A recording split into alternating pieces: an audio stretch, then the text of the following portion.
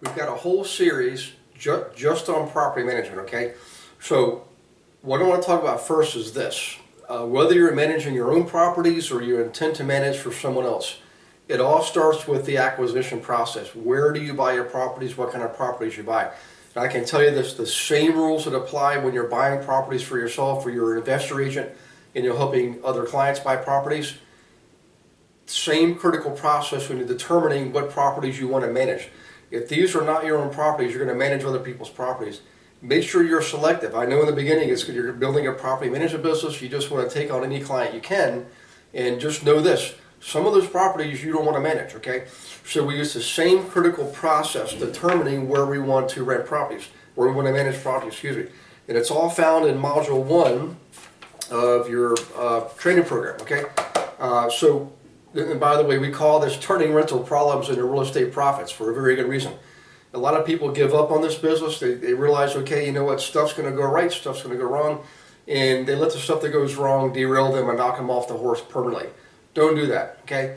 You can learn this just like you can learn anything else. Remember, thousands of people do this every day, manage thousands of properties for other people, and so can you, okay? So we use the same type strategies. We use tools like School Report. We use Melissa data. We use zipcodes.com. We use our planning commission websites to determine what's the percentage of rentership in any particular area, how many people are receiving subsidies, how many people are in college, university, different age groups, all the demographics are out there, okay? All public information, by the way. This isn't like you're trying to cheat or steer. You're using public data to make good, valid business decisions, okay?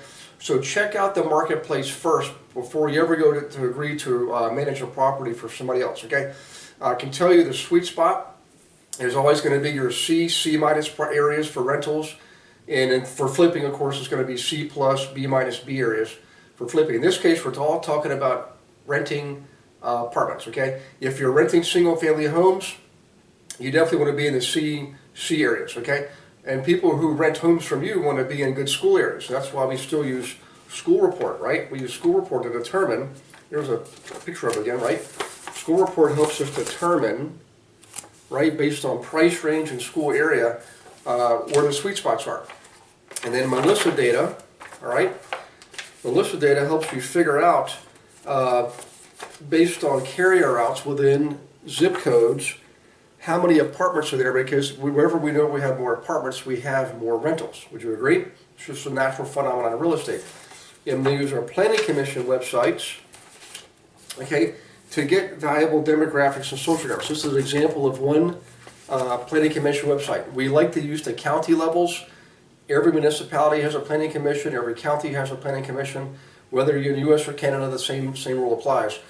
I generally prefer using the county level planning commissions because they usually have a lot more data. They get it from uscensus.gov or Stats Canada if you're in Canada.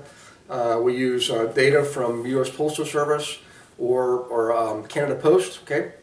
The bottom line is we use data, we get the right education so we can get the right data, and the neat thing is the right education shows us how to get and use the right information, and the third thing is we can now take right action. We can make right decisions and take right action. Okay, so stay tuned. We're going to get into a lot of details here coming up when it comes to managing rentals, whether they're your own or someone else's. We're talking about marketing and advertising coming up next. So hang on to your seats. We'll see you on the next video. Meantime, take care. God bless.